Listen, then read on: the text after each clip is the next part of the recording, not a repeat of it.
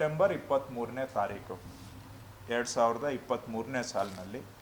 ಇವತ್ತು ನಾವು ಮಾರ್ಚ್ 2ನೇ ತಾರೀಕಿನಲ್ಲಿದ್ದೇವೆ. ಅಕ್ಟೋಬರ್, ನವಂಬರ್, ಡಿಸೆಂಬರ್, ಜನವರಿ, ಫೆಬ್ರವರಿ 5 ತಿಂಗಳು ಕಳೆದು 6ನೇ ತಿಂಗಳಿನಲ್ಲಿ ಇದ್ದೇವೆ.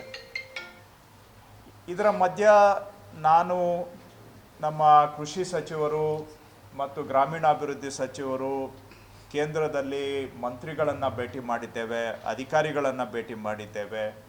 ಕೊನೆಗೆ ಡಿಸೆಂಬರ್ 19ನೇ ತಾರೀಕು ಮಾನ್ಯ ಮುಖ್ಯಮಂತ್ರಿಗಳು ನಾನು ಇಬ್ಬರು ಕಲಿತು ಪ್ರಧಾನಮಂತ್ರಿಗಳನ್ನು ಭೇಟಿ ಮಾಡಿದ್ದೇವೆ. ಮಾನ್ಯ ಗೃಹ ಸಚಿವರನ್ನು ಡಿಸೆಂಬರ್ 20ನೇ ತಾರೀಕು ಭೇಟಿ ಮಾಡಿದ್ದೇವೆ.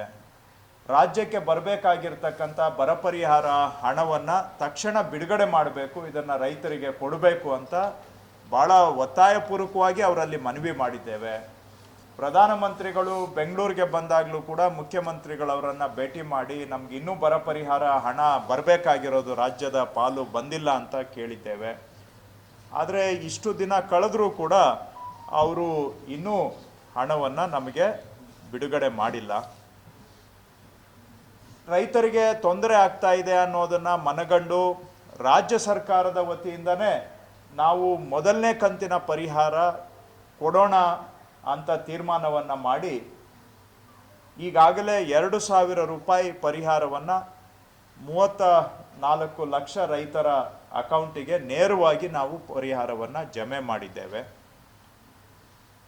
ಈ ಹಿಂದೆ ಬರಗಾಲದ ಸಂದರ್ಭದಲ್ಲಿ ಯಾವ ಸರ್ಕಾರನೂ ಕೂಡ ರಾಜ್ಯದ ವತಿಯಿಂದನೇ ಮೊದಲನೇ ಕಂತನ್ನು ಪಾವತಿ ಮಾಡಿದ ನಿದರ್ಶನ ಇಲ್ಲ.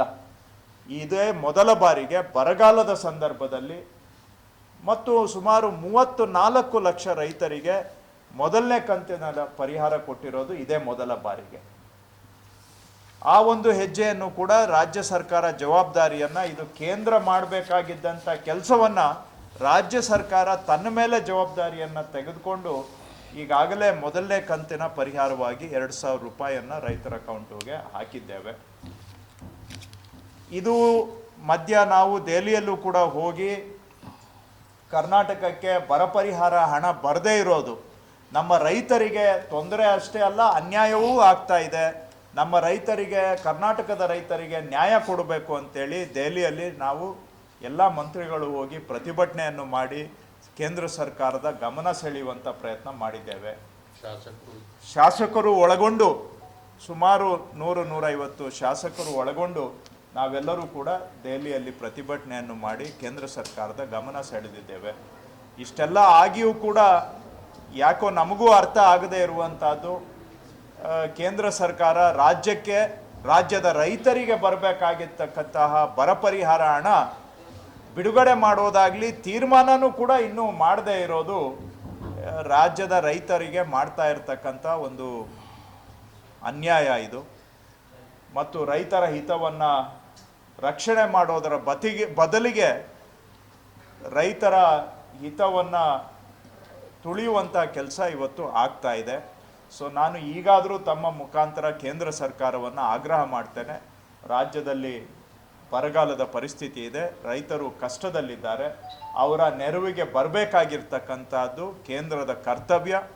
ಇದು ಅವರು ನಮಗೆ ಉದಾರತನ ತೋರಿಸೋ ಅವಶ್ಯಕತೆ ಇಲ್ಲ. ಕಾನೂನಿನ ಪ್ರಕಾರವಾಗಿ ಬರಗಾಲ ಬಂದಾಗ ಕೇಂದ್ರ ಸರ್ಕಾರ ಮಾಡಬೇಕಾಗಿರ್ತಕ್ಕಂಥ ಕರ್ತವ್ಯ ಇದು. ಹಾಗೂ ನಾವು ದೇಶದಲ್ಲಿ 2ನೇ ಅತಿ ಹೆಚ್ಚು ತೆರಿಗೆ ಕಟ್ತಕ್ಕಂಥ ರಾಜ್ಯವಾಗಿ ನಮ್ಮ ರಾಜ್ಯದ ತೆರಿಗೆ ಹಣ ಬೇರೆ 16 ರಾಜ್ಯಗಳಿಗೆ ವರ್ಗ ಮಾಡಿ ಅವರಿಗೆ ಅನುಕೂಲ ಮಾಡ್ತಾ ಇರತಕ್ಕಂಥ ಸಂದರ್ಭದಲ್ಲಿ ನಮ್ಮ ರಾಜ್ಯದ ರೈತರು ಸಂಕಷ್ಟದಲ್ಲಿದ್ದಾಗ ನಾವು ಕಟ್ಟಿದ ತೆರಿಗೆ ಹಣದಲ್ಲಿ ನಮಗೇ ಭಾಗ ಇಲ್ಲ ಅನ್ನುವಂಥದ್ದಾದರೆ ಇದಕ್ಕಿಂತ